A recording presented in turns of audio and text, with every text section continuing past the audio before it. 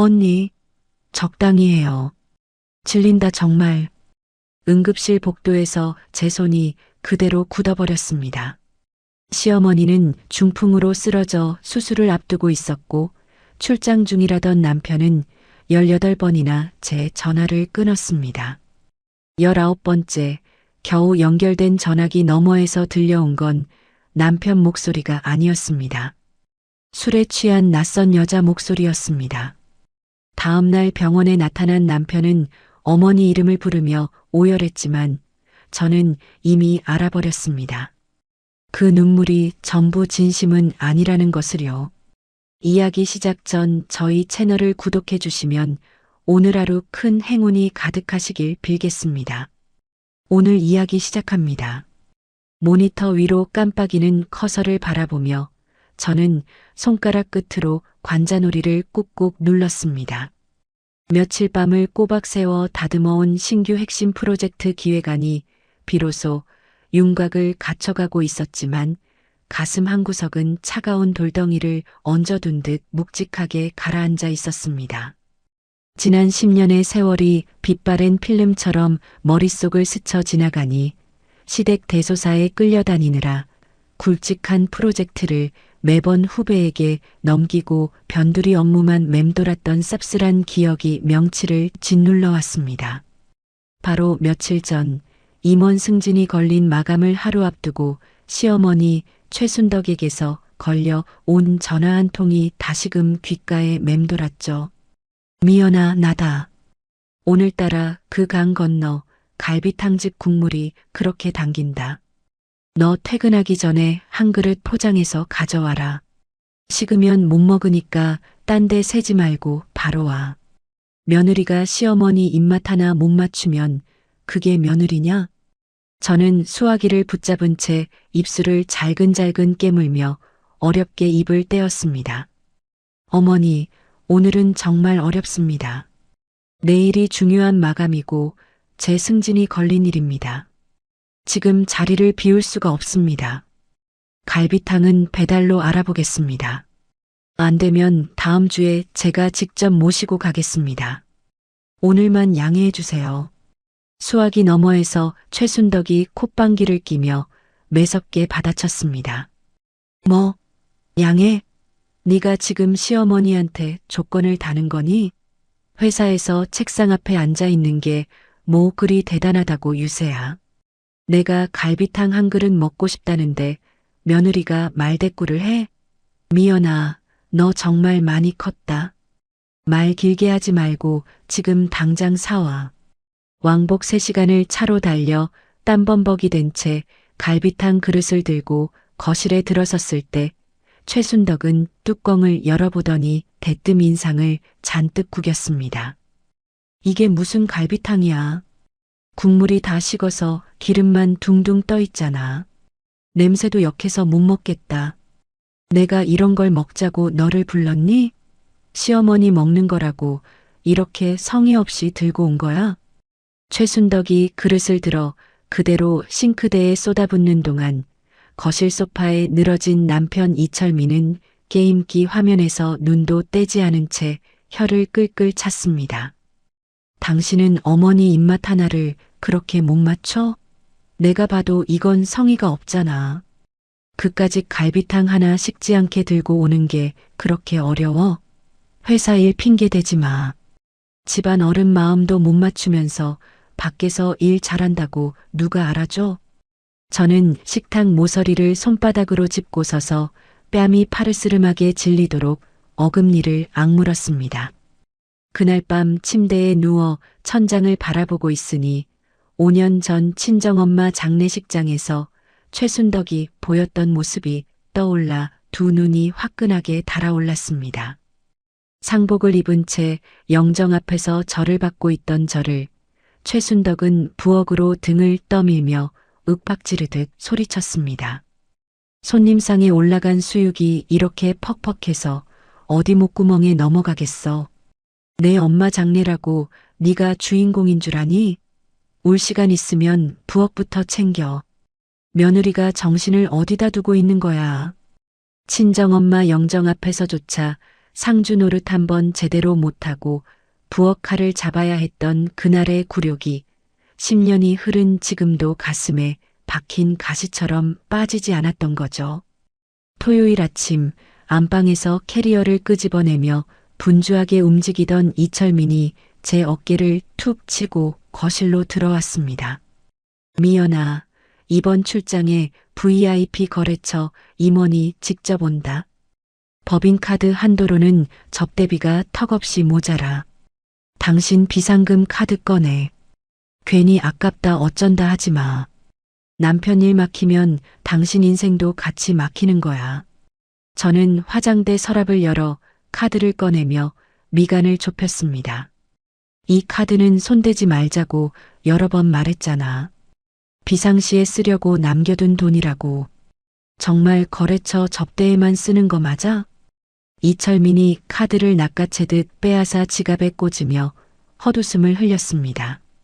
거짓말? 당신은 남편을 아주 도둑놈 취급하네. 내가 당신 카드로 무슨 딴짓을 하겠어. 거래처 임원 비위 맞춰서 계약 따오면 결국 우리 집 돈이야. 의심 좀 그만해. 그런 얼굴로 사람 숨막히게 하지 말고 카드나 줘.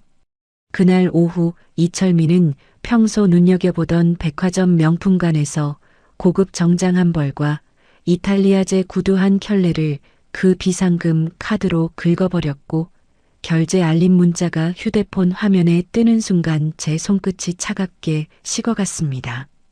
저는 휴대폰을 식탁에 엎어놓으며 깊은 숨을 한 차례 내쉬었지만 당장 따져 묻기 전에 정황을 좀 더 살펴봐야겠다고 마음을 다잡았습니다.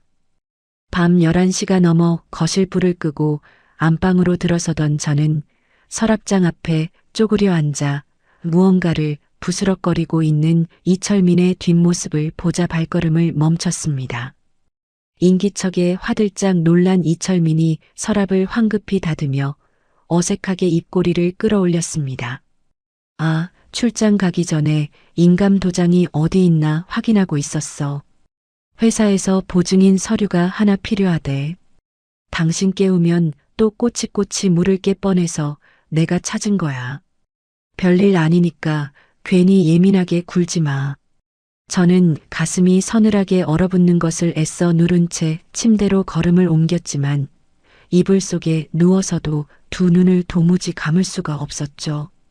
새벽녘에 살그머니 일어나 서랍장을 확인해 보니 제 명의 아파트 등기권리증이 원래 자리에서 한 뼘쯤 비뚤어져 있었고 책상 위에는 위임장 양식을 출력한 종이가 반쯤 접힌 채 굴러다니고 있었습니다.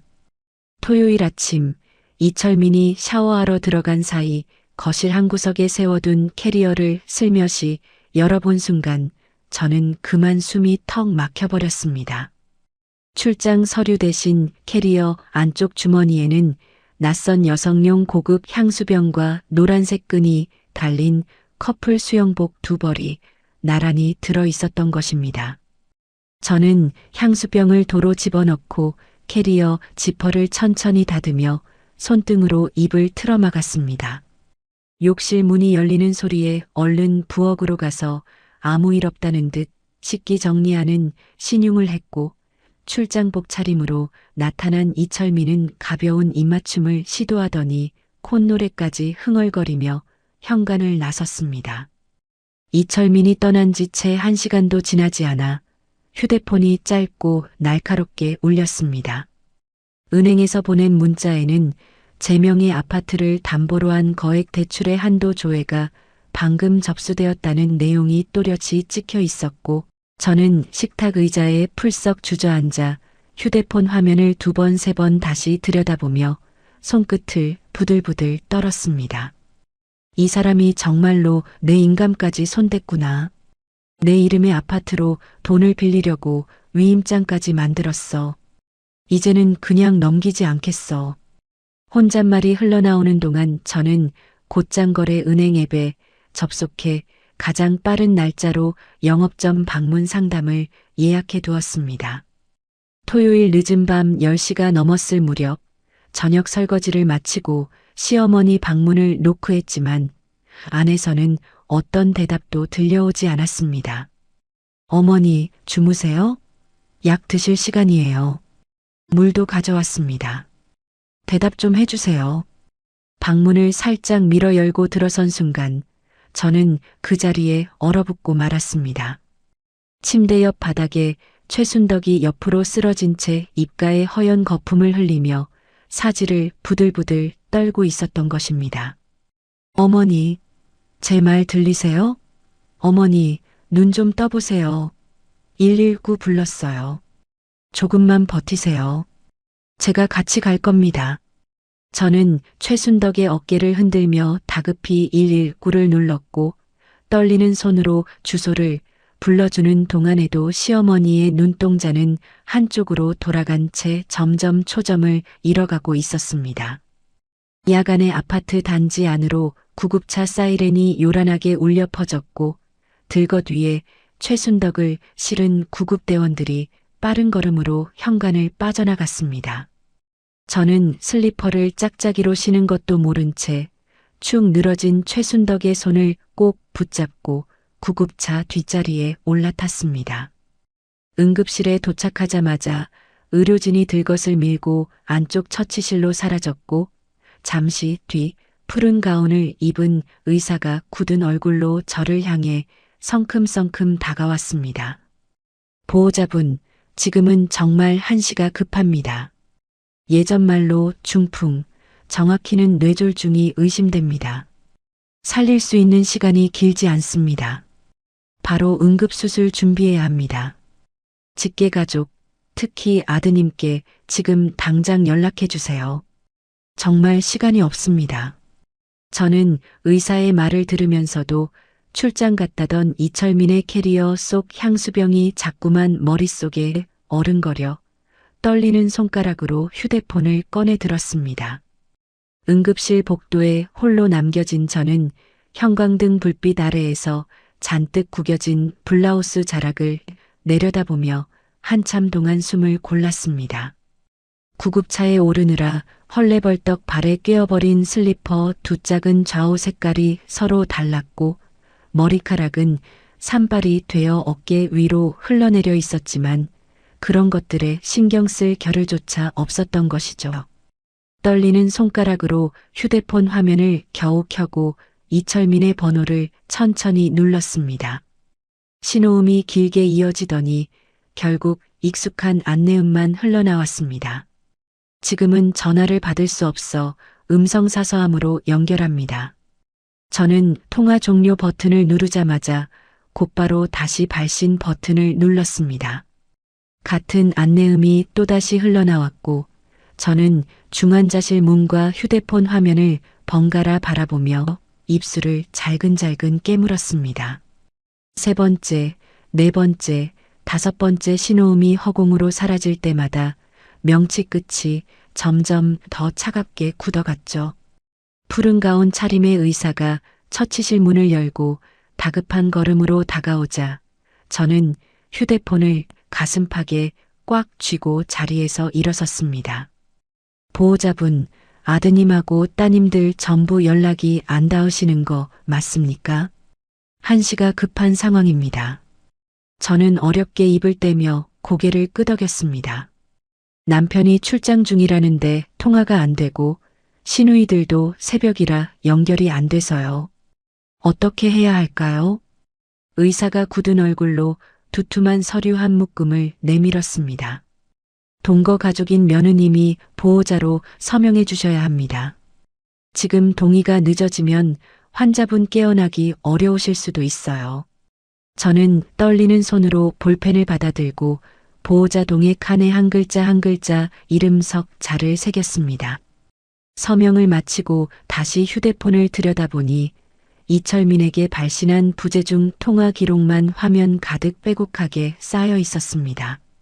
벌써 10번째 신호음을 보냈는데도 답이 없자 저는 자리에서 일어나 응급실 한쪽 구석으로 걸어가 이철민이 다닌다는 회사 야간 당직실 번호를 검색해 눌렀습니다.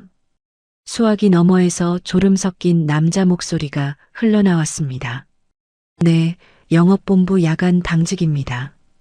저는 침착한 목소리를 어렵게 짜내며 입을 열었습니다. 안녕하세요. 영업3팀 이철민 과장 와이프 되는데요. 시어머니가 갑자기 쓰러지셔서 응급수술실에 들어가셨는데 도무지 통화 연결이 안 돼서요. 혹시 이번 출장지 비상 연락망 좀 알 수 있을까요? 수화기 너머의 남자가 잠시 머뭇거리더니 의아한 말투로 받아쳤습니다. 네, 이철민 과장님이 무슨 출장이요? 이번 주는 출장 일정이 잡힌 게 아예 없고요. 월요일부터 개인 연차 내고 쉰다고 했는데요. 저는 수화기를 든 채 그 자리에 얼어붙어 한참 동안 숨조차 제대로 쉬지 못했습니다.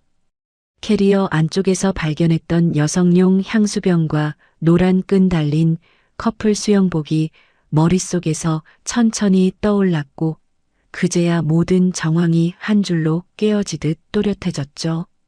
아, 네. 제가 일정을 잘못 알고 있었나 봐요. 죄송합니다. 저는 어찌어찌 통화를 끊고 대기실 의자에 풀썩 주저앉았습니다. 손바닥에 식은땀이 흥건하게 배어나오는 가운데 저는 떨리는 손가락으로 SNS 앱을 열어 이철민의 계정 팔로워 목록을 위에서부터 천천히 훑어 내려갔습니다. 평소 이철민의 게시물마다 빨간 하트 이모티콘을 줄줄이 달아두던 31살짜리 거래처 여직원 오수정의 계정이 눈에 띄었습니다.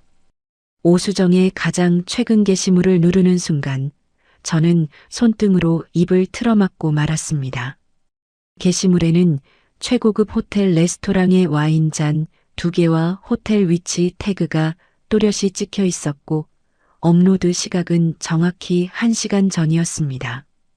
사진 귀퉁이를 손가락으로 확대해 보니 와인 잔을 들고 있는 남자의 손목에는 이철민이 평소 자랑하던 그 명품 시계가 채워져 있었고 두 사람의 약지에는 똑같은 디자인의 커플링이 반짝이고 있었습니다. 저는 곧바로 카드 사용 내역 앱을 열어 비상금 카드의 최근 결제 기록을 확인했습니다.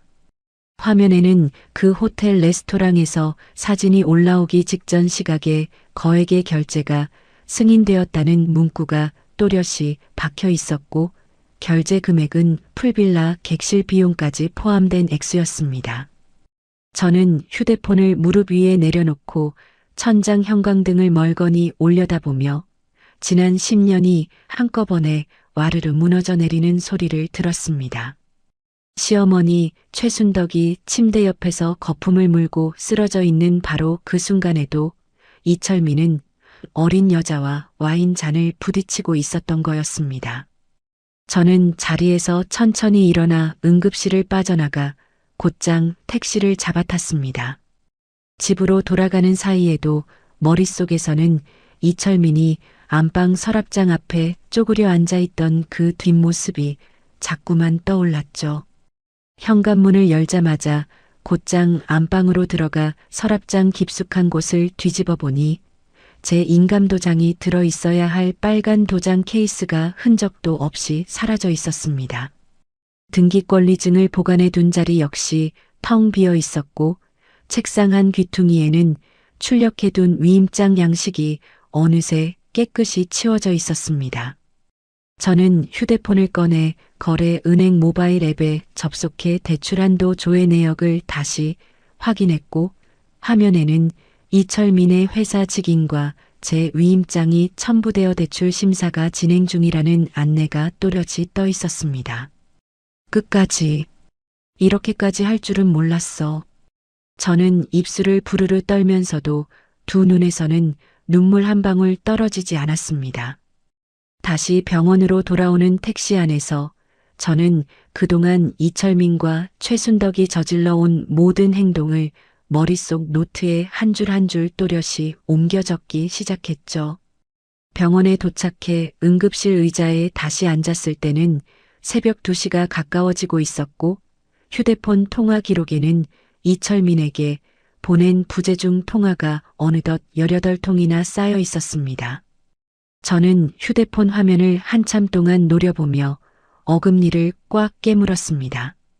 마지막으로 딱 한 번만 더 걸어보기로 마음먹은 저는 떨리는 손끝으로 19번째 통화 버튼을 천천히 눌렀습니다. 신호음이 길게, 너무도 길게 이어지더니 어느 순간 뚝 끊겼습니다. 저는 숨을 죽인 채 수화기 너머에서 들려올 이철민의 목소리를 기다리며 침묵하는 회선 너머로 귀를 바짝 기울였습니다.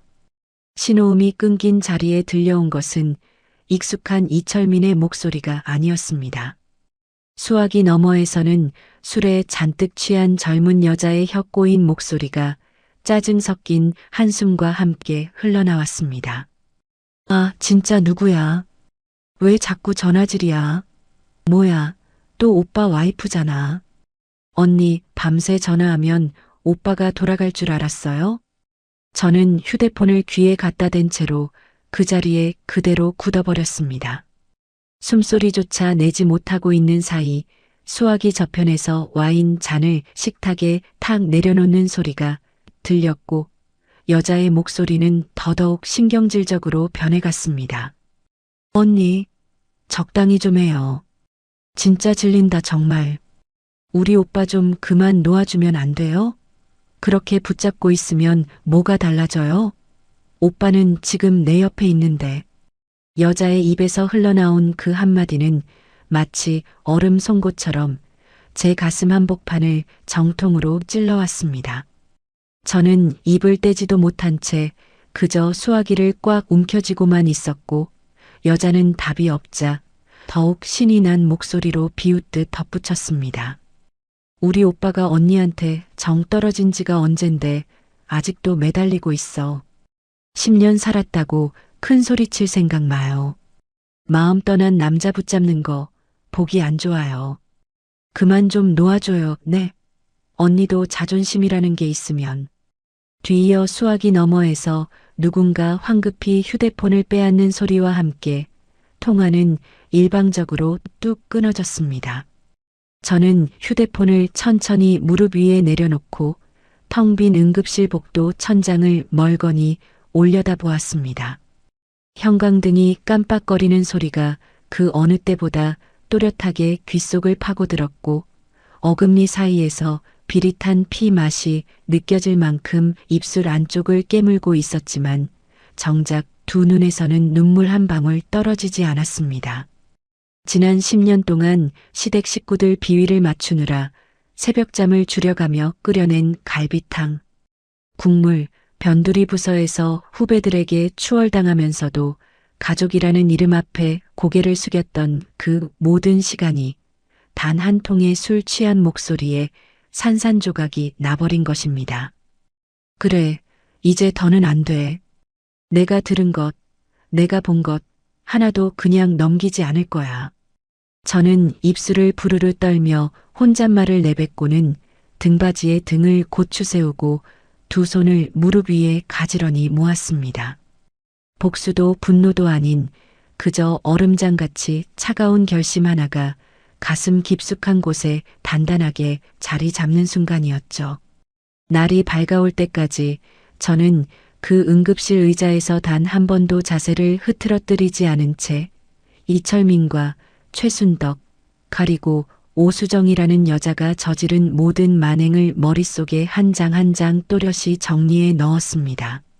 아침 8시가 가까워질 무렵 응급실 자동문이 거칠게 열리는 소리에 저는 천천히 고개를 들었습니다. 헝클어진 머리에 눈물범벅이 된 이철민이 와이셔츠 단추를 반쯤 풀어헤친 채 미친 듯이 복도를 가로질러 달려왔습니다. 미연아, 미연아, 어머니는 어디 계셔? 어떻게 된 거야? 대체 무슨 일이 있었던 거야? 의사 선생님은 뭐래? 이철민이 제 어깨를 와락 붙잡고 흔들어대는 동안 저는 무릎 위에 모았던 두 손을 그대로 둔 채 가만히 얼굴만 들어 그 두 눈을 올려다보았습니다.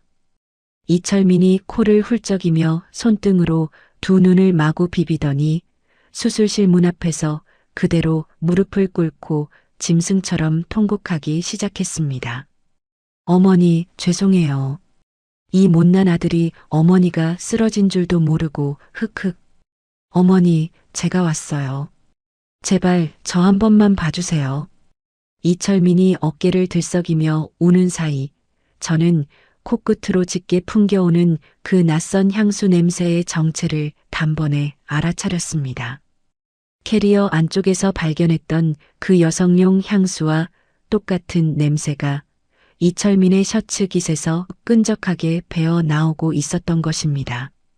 저는 천천히 자리에서 일어나 이철민의 등 뒤로 다가갔고 와이셔츠 깃에 선명하게 묻어있는 살구색 파운데이션 자국과 어깨 부근에 길게 묻어있는 분홍빛 립스틱 얼룩이 또렷이 시야에 들어왔습니다. 여보, 어떻게 된 거야? 왜 이제야 와? 나는 밤새 여기 있었어. 당신은 그 밤중에 어디 있었어? 저는 일부러 떨리는 목소리를 흉내내며 입을 열었고 이철민은 기다렸다는 듯 손바닥으로 얼굴을 가리며 흐느꼈습니다. 미연아, 미안해. 출장지에서 그만 휴대폰을 잃어버려서 새벽에야 분실 신고하러 갔다가 당신 부재중 통화 본 거야. 나도 정신이 하나도 없었어. 어떻게 이런 일이 당신 혼자 얼마나 무서웠어. 미안해. 정말 미안해.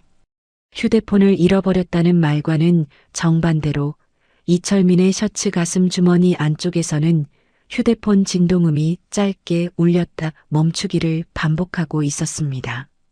저는 그 진동음의 정체를 모르는 척 짐짓 고개만 끄덕여 주었고 이철민은 안심한 듯 다시 한번 어깨를 들썩이며 우는 신용을 했습니다.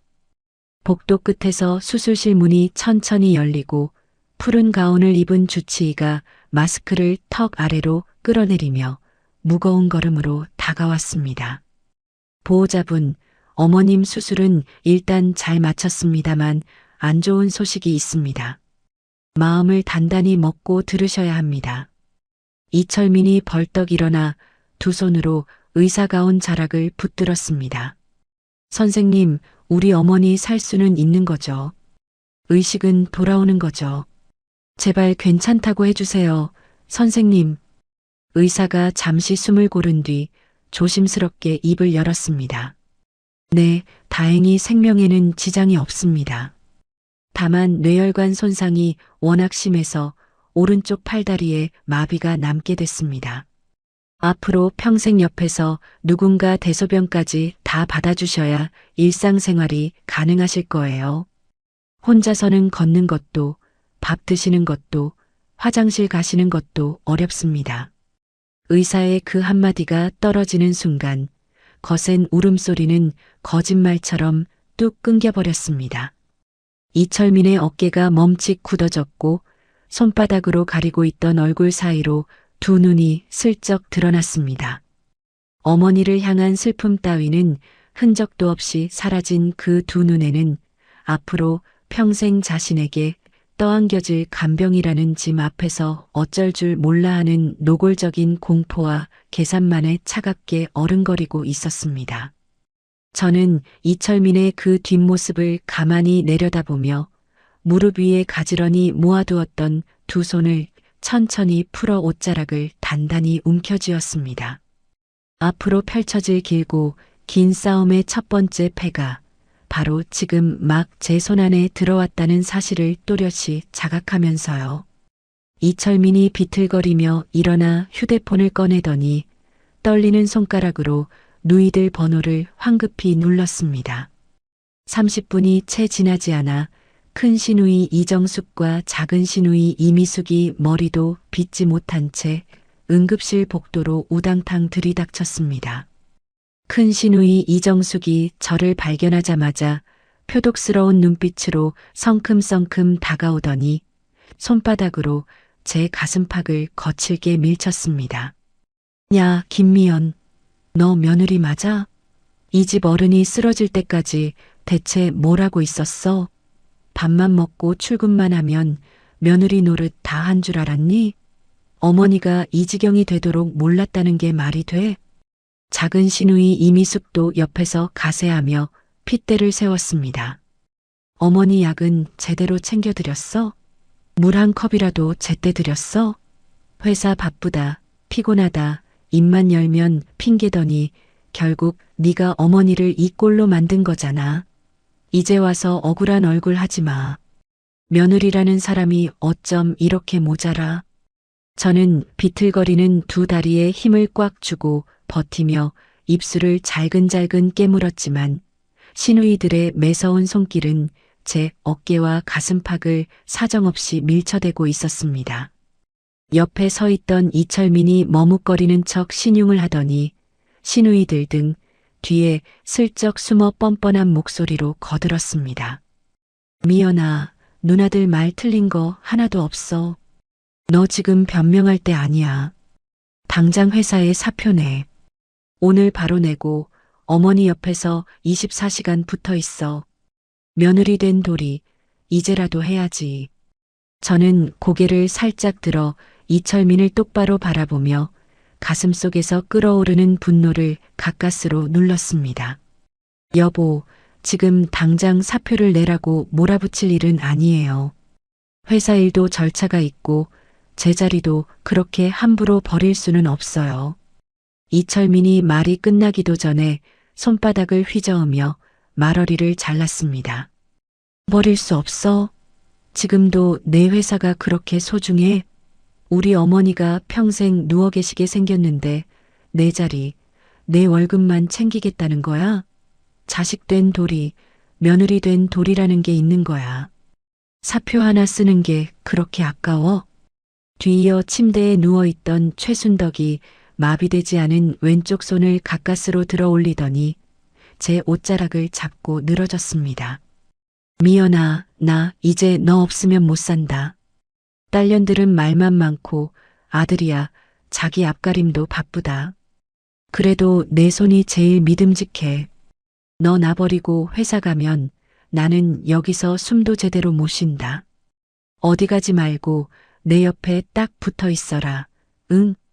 평소 그토록 며느리를 사람 취급도 안 하던 최순덕이 반신불수가 되자 가장 먼저 매달리는 사람도 결국 저였습니다. 저는 솟구쳐 오르는 헛웃음을 어렵게 누르며 입꼬리를 일부러 살짝 떨고는 고개를 천천히 떨궜습니다. 알겠습니다, 어머님. 제가 옆에 있어드리겠습니다. 작은 목소리로 흘러나온 그 한마디에 시누이들과 이철민의 얼굴에 일제히 안도와 만족이 스쳐 지나갔습니다. 이철민이 흡족한 듯 제 어깨를 툭툭 두드리더니 곧장 휴대폰을 들고 어디론가 문자를 보내는 신용을 했죠.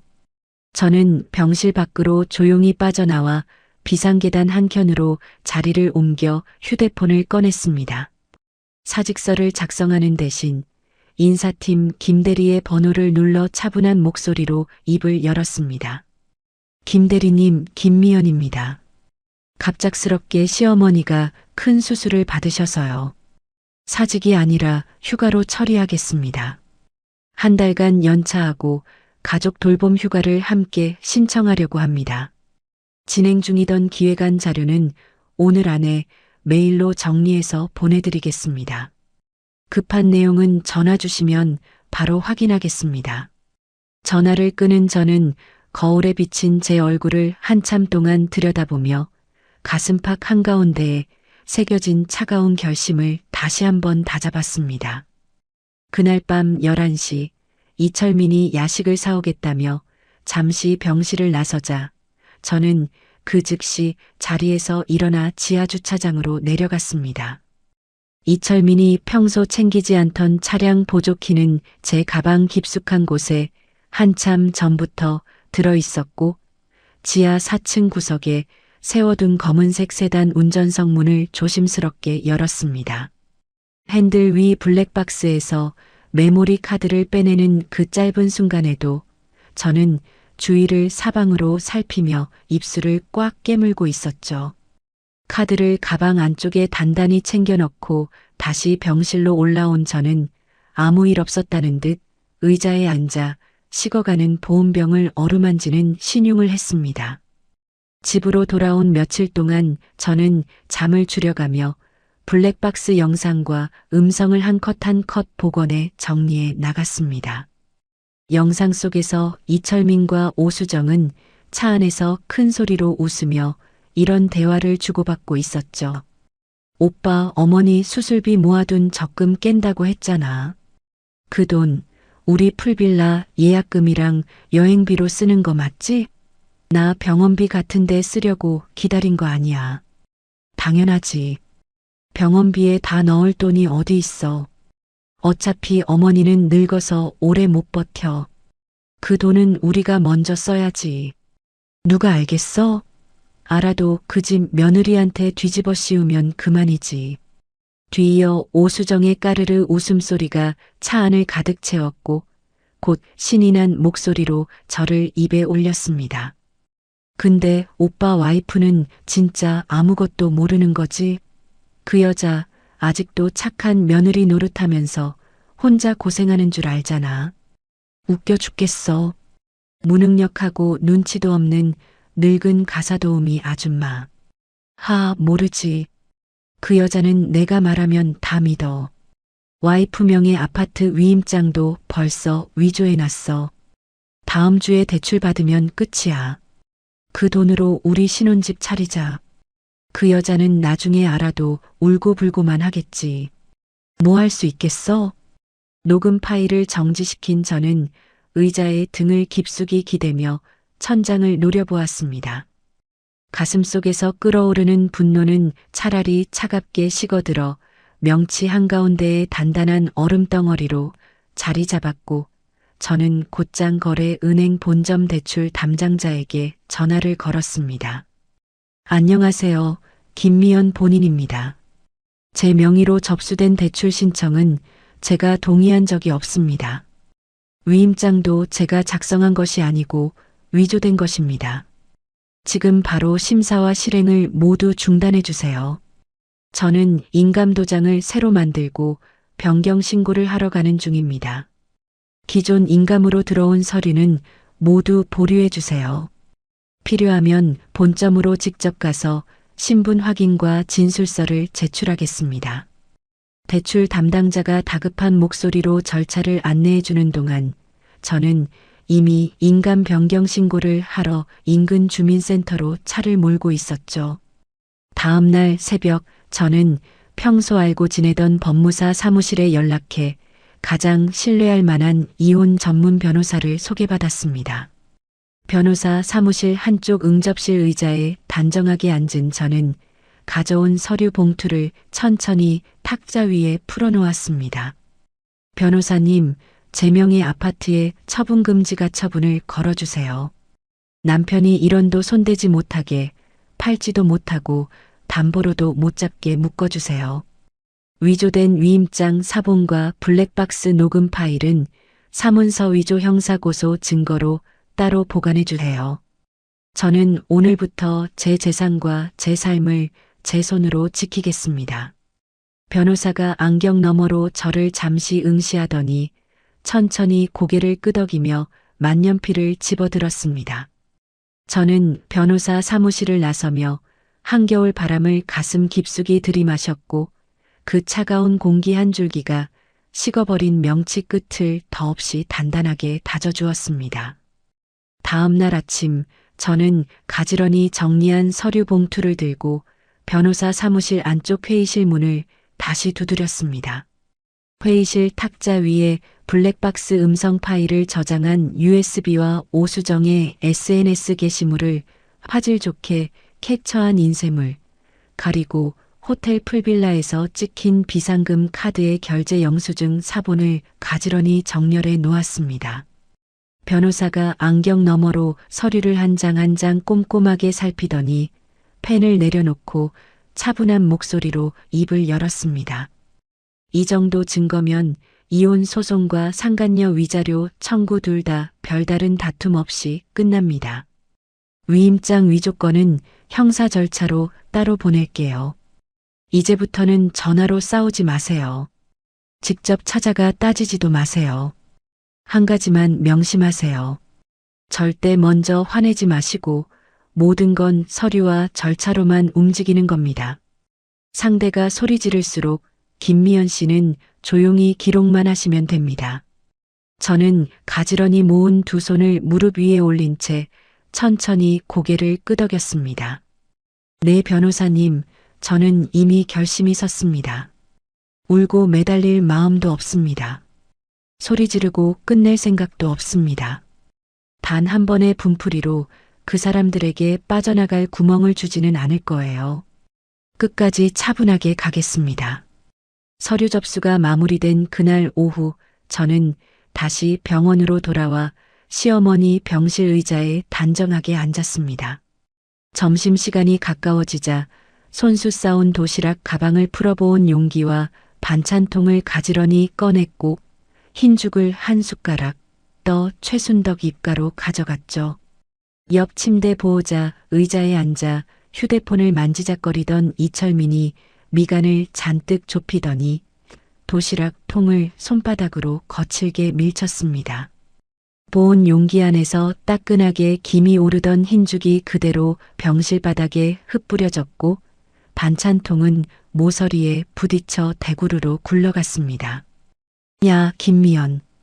간병인 비용 따로 들이지 말고 내 손으로 떠먹여드려. 며느리 도리도 모르는 게 도시락은 왜 자꾸 싸우는데? 도시락 몇 번 싸왔다고 착한 며느리 흉내내는 거야? 우리 엄마 밥 떠먹이고 기저귀 갈고 밤새 지키는 것까지 전부 내 일이야. 그리고 내가 밖에서 뭘 했든 네가 안 해면 입 다물고 집안부터 챙겨. 알아들어? 저는 바닥에 흐트러진 밥알을 휴지로 묵묵히 닦아내며 주머니 속 휴대폰 녹음 버튼을 가만히 눌렀습니다. 침대 위 최순덕이 마비되지 않은 왼쪽 손으로 침대 난간을 탁탁 두드리며 거친 목소리를 토해냈습니다. 어이 며느리, 도시락이고 뭐고 다 필요 없어. 내 손으로 일일이 떠먹여주고 기저귀도 네가 직접 가라. 내 아들이 밖에서 무슨 짓을 했든 네가 못나서 그런 거 아니냐. 시어머니 누워있는데 회사 간다는 말이 나오냐? 시엠이 수발드는 게 그렇게 싫으면 그 잘난 회사부터 그만두라니까. 저는 입가에 옅은 미소까지 띠며 고개를 2번 끄덕여 보였습니다. 네 어머님 알겠습니다. 죽 다시 데워서 떠먹여 드릴게요. 말씀하신 대로 하겠습니다. 오늘 하신 말씀도 잘 기억하겠습니다. 녹음 파일이 휴대폰 안에 차곡차곡 쌓여가는 동안 저는 한 번도 표정을 흐트러뜨리지 않은 채 일주일을 그 병실에서 견뎌냈죠. 일주일이 지난 화요일 오전 이철민이 양복 차림으로 거래 은행을 찾아갔다는 소식을 변호사로부터 전해 들었습니다. 정오가 가까워질 무렵 제 휴대폰 화면 위로 이철민의 이름이 다급하게 깜빡이기 시작했고 신호음이 3번, 4번, 5번 울리는 동안에도 저는 손가락 하나 까딱하지 않았습니다. 이철민의 부재중 통화가 어느덧 30통을 넘기는 사이 저는 변호사 사무실 직원에게 차분한 어조로 한 통의 전화를 걸었습니다.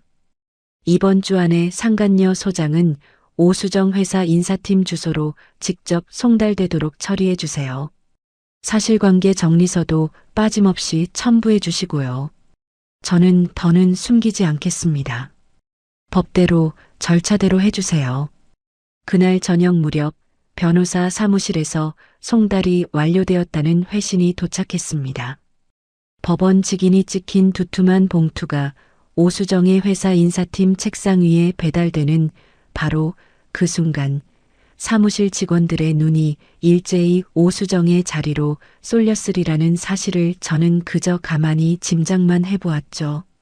그날 밤 늦은 시각 오수정의 격앙된 목소리가 이철민의 휴대폰 너머로 흘러나오는 모습이 병동복도 한쪽 끝에서까지 또렷이 들렸습니다.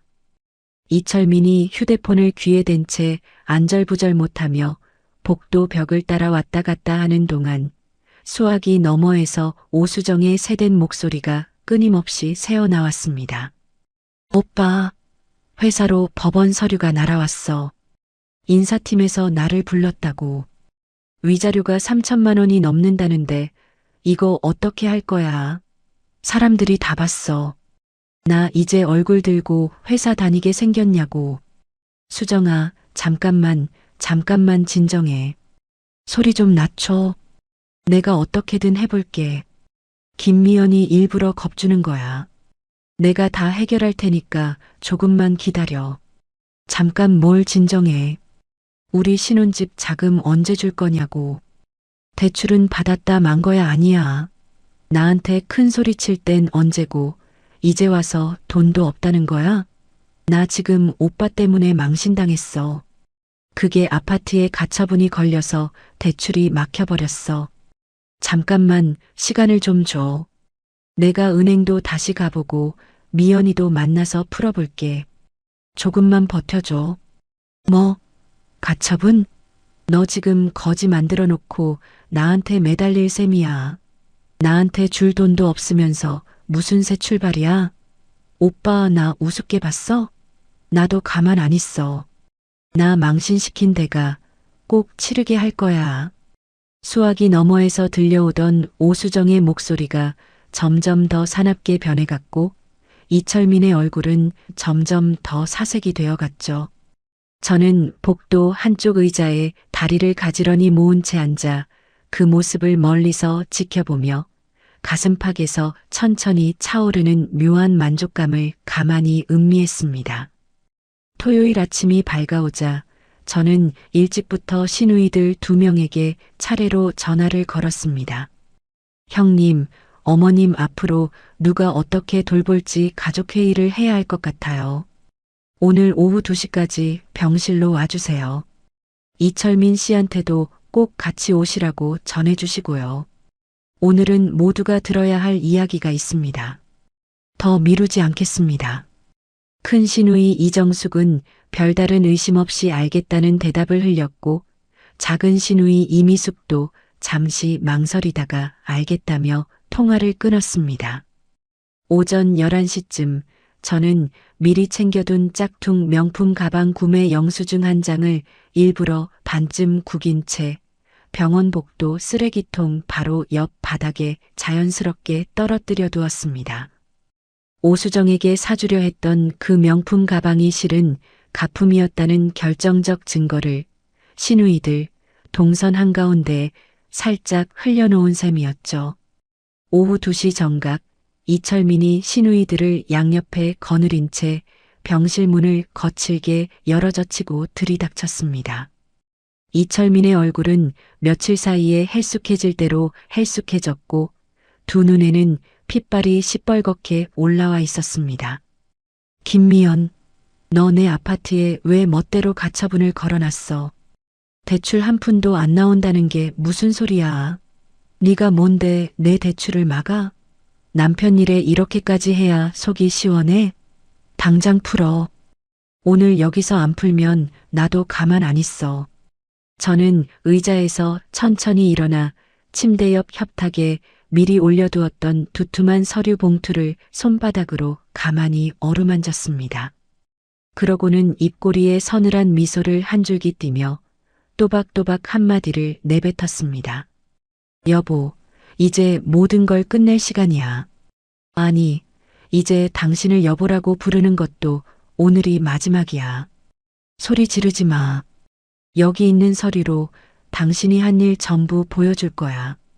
저는 봉투의 봉인을 천천히 뜯어내며 안에 들어있던 두툼한 서류 뭉치를 손가락 끝으로 가지런히 정리했습니다. 이철민과 시누이들이 침을 꼴깍 삼키며 협탁 위 서류 더미를 노려보던 그 순간 병실 문이 거칠게 벌컥 열리며 31살 오수정이 하이힐 소리를 또각또각 울리며 들이닥쳤습니다.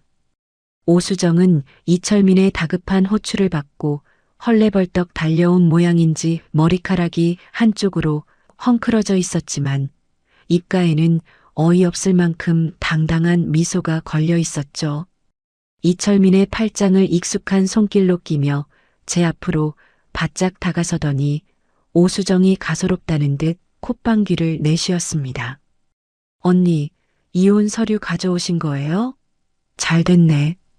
그냥 깔끔하게 도장이나 찍어주시지. 뭘 그렇게 모여서 회의까지 해요. 시누이들은 낯선 젊은 여자가 동생의 팔짱을 끼고 들어선 광경에 입을 다물지 못했습니다. 큰 시누이 이정숙이 두 눈을 휘둥그렇게 뜬 채 작은 시누이 이미숙의 옆구리를 툭툭 쳤고 이미숙도 영문을 모르겠다는 듯 이철민과 오수정을 번갈아 쏘아보았죠. 저는 협탁 위에 서류 봉투 안에 자료들을 한 장 한 장 가지런히 정렬해 놓기 시작했습니다. 호텔 풀빌라 결제 영수증, 블랙박스 음성을 그대로 옮긴 녹취록, 법원에서 송달된 상간녀 위자료 소장 사본이 시누이들 눈앞에 차례차례 펼쳐졌습니다.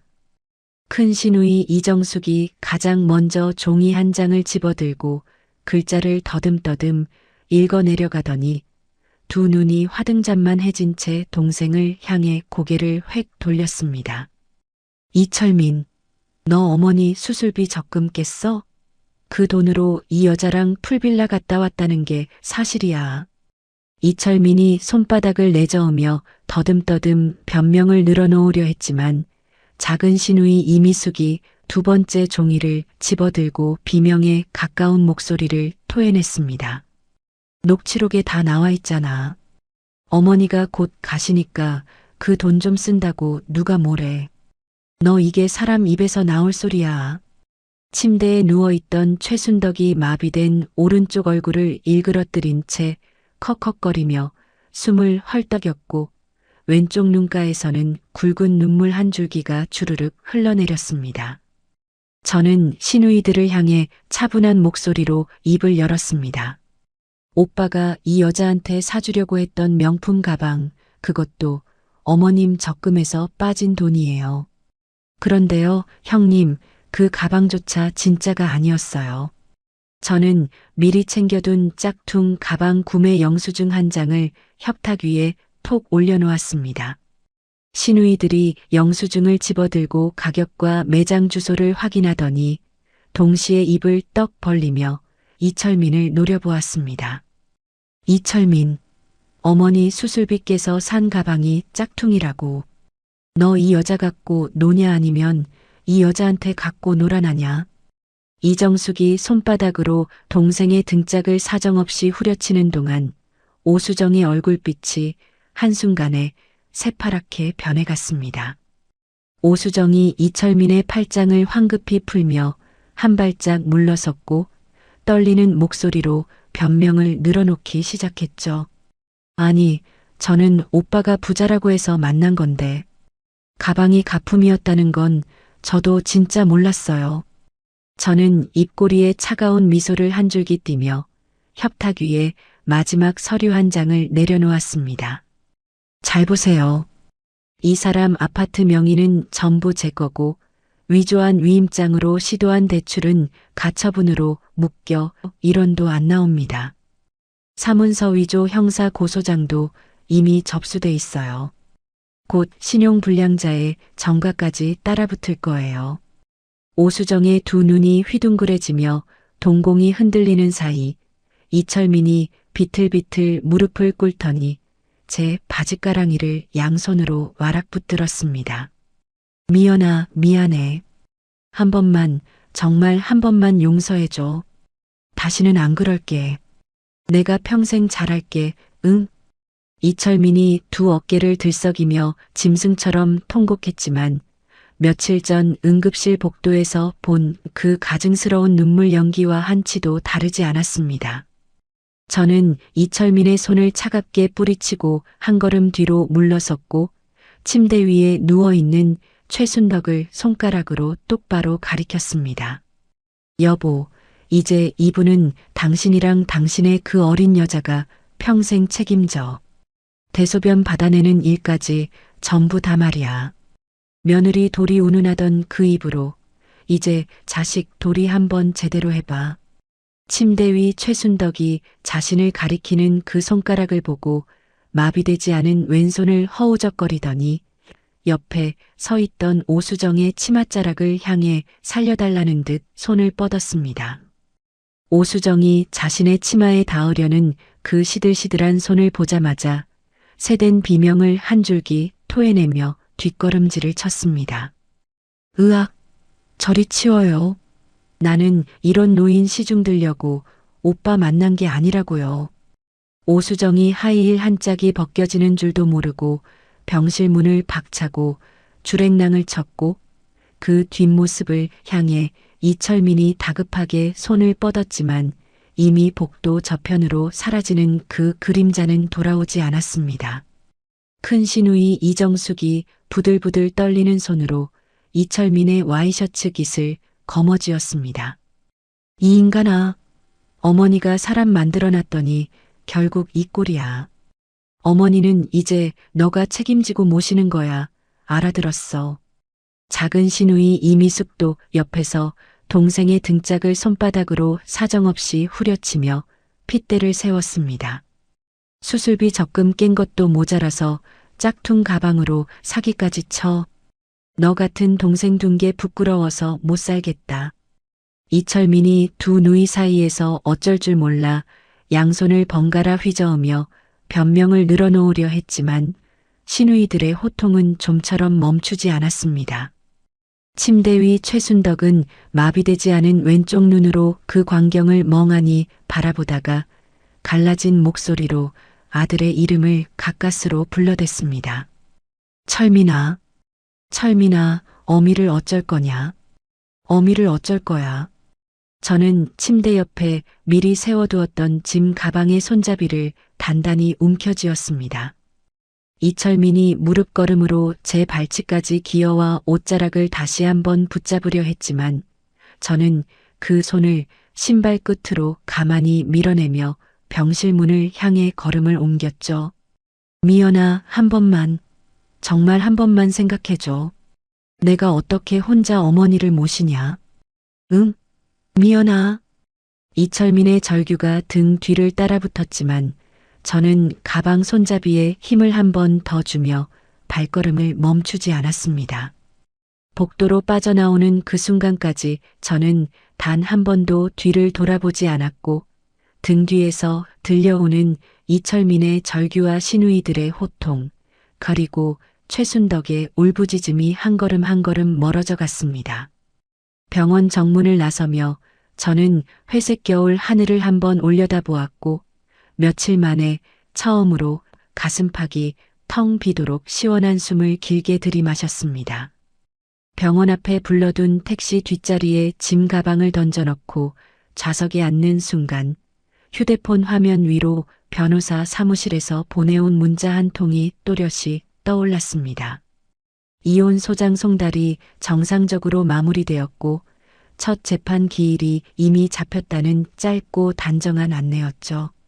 저는 휴대폰 화면을 가볍게 닫으며 택시 기사에게 새 아파트 주소를 또박또박 일러주었고 차창 밖으로 멀어져 가는 병원 간판을 곁눈으로 한번 흘끗 바라본 뒤 그대로 시선을 거두었습니다. 3개월 뒤 봄 기운이 막 돋아나는 가정법원 정문 앞에서 저는 또박또박 도장이 찍힌 이혼 판결문 한 장을 두 손에 쥐고 천천히 계단을 내려왔습니다. 재산 분할은 단 1원도 빼앗기지 않은 완벽한 방어, 이철민의 유책으로 인한 위자료 청구는 한 푼도 빠짐없이 인정, 상간녀 오수정에게도 위자료 강제 집행이 명시된 판결문이었습니다.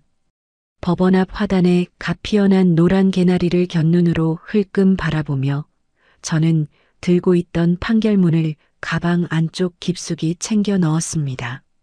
가방 옆구리에 매달려 있던 새 사원증이 잠시 햇빛을 받아 반짝였고 거기에는 기획팀 팀장 김미연이라는 또렷한 직책이 새겨져 있었죠. 한 달간의 가족 돌봄 휴가를 마치고 회사로 복귀했던 첫날, 저는 그동안 묵혀두었던 신규 핵심 기획안을 임원진 앞에서 단숨에 발표의 본부장 직권 채택을 받아냈습니다. 기획안에서 출발한 신규 사업은 출시 한 달 만에 회사 분기 매출의 절반을 끌어올리는 효자 상품으로 자리매김했고 본사 인사위원회는 만장일치로 저를 기획팀 팀장으로 승진 발령냈죠. 승진 발령 첫날 새로 받은 명함 한 장을 손가락 끝으로 어루만지며 저는 지난 10년간 묻혀있던 직업적 자아를 비로소 되찾았다는 사실을 가슴 깊숙한 곳에서 또렷이 느꼈습니다. 반면 이혼 판결문이 송달되던 같은 날 이철민에게도 운명의 결정타가 한꺼번에 떨어졌습니다. 사문서 위조 혐의로 형사재판에 회부된 이철민은 집행유예에 벌금형까지 더해졌고 신용불량자 명단에 이름이 빨갛게 박힌 채 거리로 내쫓겼습니다. 소문이 빠른 오수정은 이미 한 달 전에 이철민에게서 등을 돌렸고 휴대폰 번호도 차단해버린 채 자취를 감추었죠. 빚더미와 노모 간병이라는 두 가지 짐을 한꺼번에 떠안게 된 이철민은 변두리 다인실 요양병원 한 귀퉁이에 어머니를 옮겨 모셔놓고 비좁은 보호자 의자 위에서 새우잠을 자며 매일같이 기저귀를 갈아야 하는 신세로 전락했습니다. 침대 위 최순덕은 그토록 편애하던 아들이 죽이 식었다고 짜증을 내면 들고 있던 숟가락을 그대로 집어던지며 짐승처럼 울부짖었습니다. 이 못된 놈아, 어미를 이딴 데 데려다 놓고 밥도 제때 안 줘. 차라리 며느리를 다시 데려와라. 이 호로자식아. 이철민이 핏기 없는 얼굴로 머리를 감싸 쥐고 병실 바닥에 주저앉아 흐느끼는 광경이 한때 며느리에게 호통을 치던 그 어머니의 입에서 매일같이 욕설로 되돌아왔습니다. 낮에는 막노동 현장에서 시멘트 부대를 짊어지고 밤에는 대리운전 조끼를 걸치고 차가운 골목을 뛰어다니던 이철민의 몸은 어느덧 뼈만 앙상하게 남았습니다. 간병비와 눈덩이처럼 불어난 병원비, 위자료 강제 집행이 한꺼번에 몰려드는 사이 이철민의 통장 잔고는 매월 마이너스를 향해 곤두박질 쳤죠. 오수정 또한 회사 인사팀에 송달된 상간녀 소장 한 장으로 곧장 권고사직을 당했고 어깨에 상간녀 꼬리표가 빠르게 퍼지면서 어느 회사도 받아주지 않는 처지가 됐습니다. 한때 명품관을 휘젓고 다니던 발길이 어느덧 새벽 2시까지 야간 식당 주방에서 설거지통에 손을 담그는 신세로 떨어졌고 매달 제 통장으로 강제 집행되는 위자료 명목의 송금 알림이 오수정의 휴대폰을 한 번씩 두드렸습니다. 그해 12월의 어느 저녁 한방눈이 소복소복 내리는 시내 백화점 정문 앞에서 저는 갓산 캐시미어 코트의 옷깃을 가지런히 여미며 새로 뽑은 흰색 세단의 운전석 문을 열었습니다. 시동을 걸자 라디오에서 흘러나오는 경쾌한 피아노 선율이 차 안을 가득 채웠고 저는 운전대를 한번 가볍게 두드리며 엑셀을 부드럽게 밟았습니다. 도로 위로 천천히 미끄러져 나가던 그 순간 차창 밖으로 낡은 대리운전 조끼를 입고 추위에 덜덜 떨며 골목 안쪽으로 종종 걸음을 치는 한 남자의 뒷모습이 스쳐 지나갔습니다. 이마까지 푹 눌러쓴 모자 아래로 핏기 없이 야윈 옆모습이 잠시 차창에 비쳤고 그 모습이 한때 거실 소파에 늘어져 게임기를 만지작거리던 이철민이라는 사실을 저는 단번에 알아보았죠.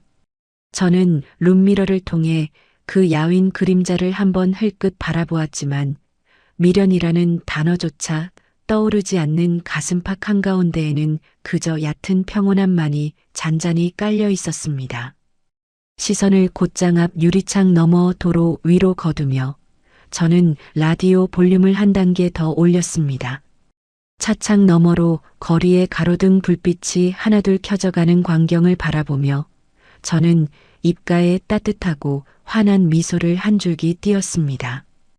다음 주에 떠날 해외 거래처 미팅 일정, 다음 달에 발표할 신규 제품 기획안, 그리고 친정 어머니 산소에 들고 갈 꽃다발까지 머릿속에 차곡차곡 정리되어 있었죠.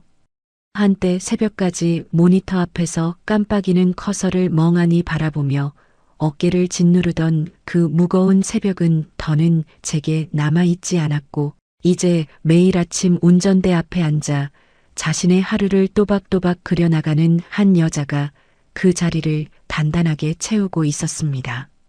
핸들 위로 살짝 떨어지는 한방눈 한 송이가 와이퍼에 부드럽게 쓸려 내려가는 동안 저는 오랫동안 묻혀있던 제 이름석 자를 가슴속에 또박또박 되새겼습니다. 김미연.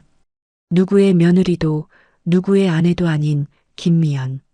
저는 가속 페달을 한 번 더 깊숙이 밟으며 한방눈이 부드럽게 흩날리는 도로 위로 거침없이 미끄러져 나갔습니다. 인생 톡톡 시청자 여러분, 오늘 사연 잘 들으셨나요? 10년이라는 긴 세월을 가족이라는 이름 앞에 묵묵히 내어주었던 미연이는 결국 자신의 두 손으로 인생을 다시 일으켜 세웠습니다. 참는 것만이 능사가 아니고 묵묵히 헌신한 사람이 끝까지 손해보라는 법도 없습니다.